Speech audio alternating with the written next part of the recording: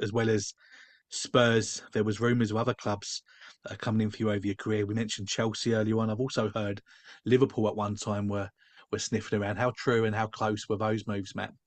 Yeah, I mean, I remember my agent, I think it was 92, maybe 91 or 92. And I remember taking a call from my phone call from my agent, and he went, Matt, he said, one of the biggest teams in Europe want to sign you. And I was like, oh, okay. He said, I don't want to talk about it on the phone. He said, can you come up and meet me at this hotel in Heathrow? I was like, all right, okay. So I'm driving up there going, oh, blimey, who is it? Real Madrid, Barcelona. So I get up there and sit down, and he went, yeah, Liverpool want to sign you. I was like, okay. Wasn't really what I was expecting. So I was like, nah, no, not for me, mate. I'm all right.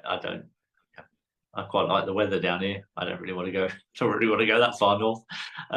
So yeah, that never even got close, really. The Chelsea thing was was a bit more interesting because Matthew Harding, was at Chelsea at the time. And he was a big fan of mine, and he was obviously trying to, invest in the club and was on the board. I think he was trying to, wanted to be chairman, want to take over from Ken Bates. And I think he wanted to make a bit of a statement and try and get me to Stamford Bridge. Now, obviously, Glenn Hoddle was manager of Chelsea at the time, and so Matthew had rang up Laurie McMenemy, and he'd said to him, Laurie, he said, we want to sign Matt Le Tissier. And Laurie, who was director of football at Southampton, said, well, we don't want to sell him. He said, and I know the lad's happy here. He said, you got no chance. He said, in fact, the only way that Matt Le Tissier would be your player is if you bought Southampton Football Club. And Matthew Harding turned around and went, oh, that's a good idea. He said, I could buy them and change their name to Chelsea-on-Sea.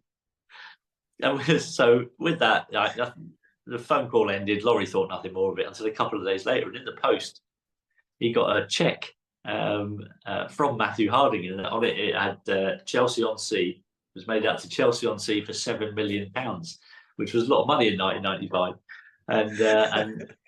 And so Laurie had kept that cheque all these years. And a few years ago, he gave it to me. And he said, look, this was about you, really. He said, you should have this. So I've got it here, actually. Hang on. So this is what Matthew Harding sent to Laurie McMenemy. I don't know if you can read that. Unbelievable, mate. Yeah, I can. Yeah, unbelievable. Yeah, it would have cost you 60 quid to change your name to Chelsea-on-Sea. You know that, right? Still cash. I did think about that, but it's not right.